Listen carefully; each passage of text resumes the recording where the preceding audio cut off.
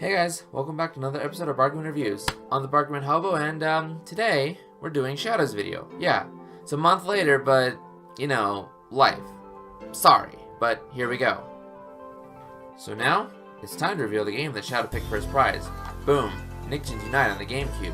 Yeah, this is the game that he's been waiting a month for. So I'm sorry for the delay, Shadow. I hope this is everything that you wanted. Let's get started.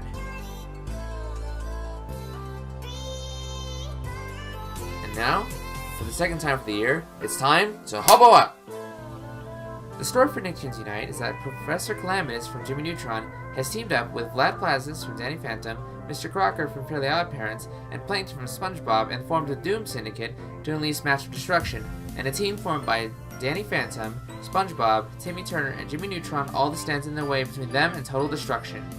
Now, Nicktoons Unite was the first in a short-lived series of games where Nicktoons characters would cross over to fight a common evil. They all got better with time, but does that mean Nicktoons Unite is awful? Well, that's what the gameplay will help us decide. Nicktoons Unite is an action platformer where Danny Phantom, Jimmy Neutron, SpongeBob, and Timmy Turner all team up to defeat enemies, solve puzzles, collect objects, and save the day. Each of them has his own ability that he can use to solve puzzles, defeat enemies, and really just do stuff he needs to do. And they get upgraded as you go with the coins you collect, and you not unlock more as you go. We'll explain that when we get there. The controls are tight and responsive. I never had a problem with the game not listening to me and doing what I didn't tell it to do.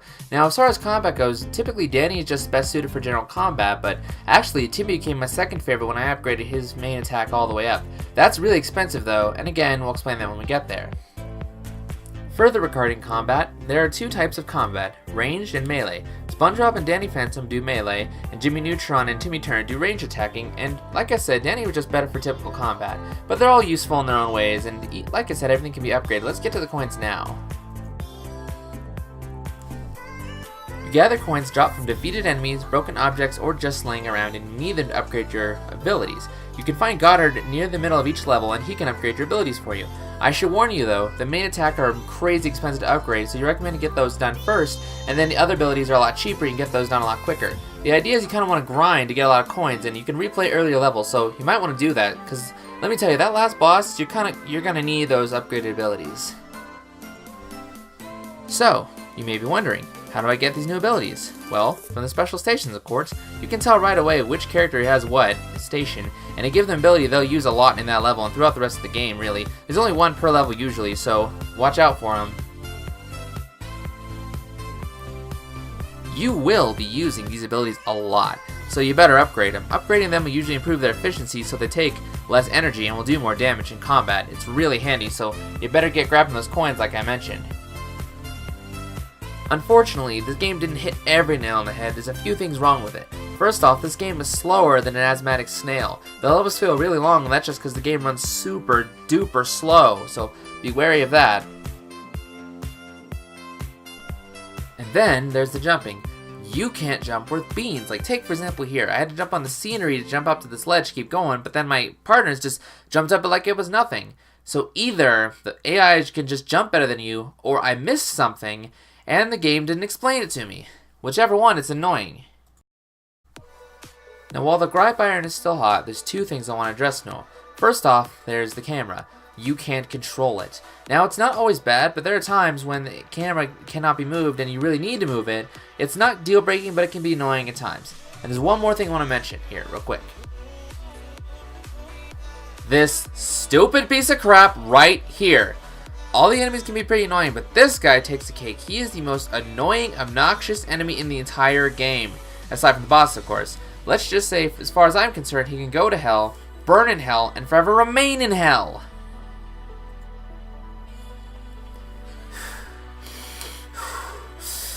Okay, sorry about that. This guy just really got on my nerves. Let me explain why he has the most annoying enemy in the entire game. To damage him, you have to lower his shield, right?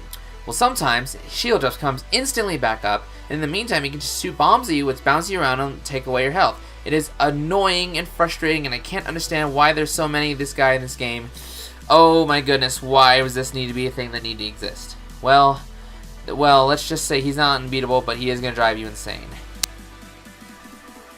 Now, before I wrap up the gameplay talk, there's one more thing I need to mention, but it could be pro or con, depending on who you are. a lot of combat in the game, but there's also a lot of fetch quests. You have to find certain things and go talk to people, bring whatever. There's a bunch of those in the game. I think that would just end up pad out the game, I will say. Let's just say that if you don't like those, this is not going to be your friend. Oh wait, one more thing, I almost forgot. The game does this cool thing where the more human players you have, the harder and longer the game gets.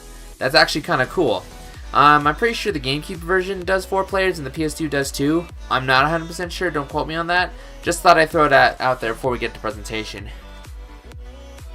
Alright, so it's a standard, 4-player cooperative beat-em-up type deal. It has a few flaws like the sluggishness and the camera, but overall it works. How's the presentation stack up? Well, let's look at it and see.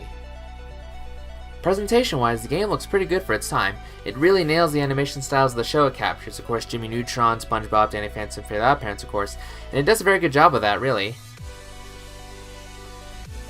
To my knowledge, I'm pretty sure this is the case, but don't quote me, the actors from the shows came back to voice their characters. I don't know which ones are stand-ins, but I know at least some actors came back to voice their characters, like Tara Strong voiced Timmy Turner, for example.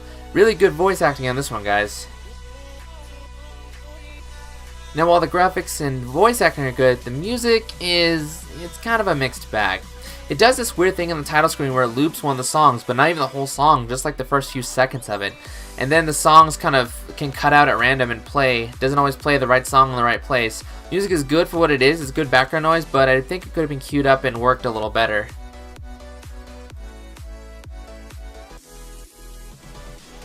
Overall, this is not a horrible looking or sounding game, and if you're a mega fan of Nicktoons, you're probably going to want to pick this one up just out of principle.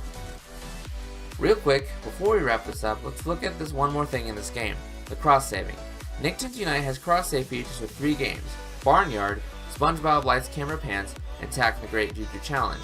However, it is only on the PS2 version. Only there. Which is weird because those games all came to the GameCube, so I have no clue why the GameCube didn't get it, but whatever. Now, I won't explain what the cross-save actually does in this video, but there's a link in the description to tell you if you really gotta know. If you really need it, go get the PS2 version. Otherwise, the GameCube version will do fine. Okay, all that's over, now it's time to wrap it up.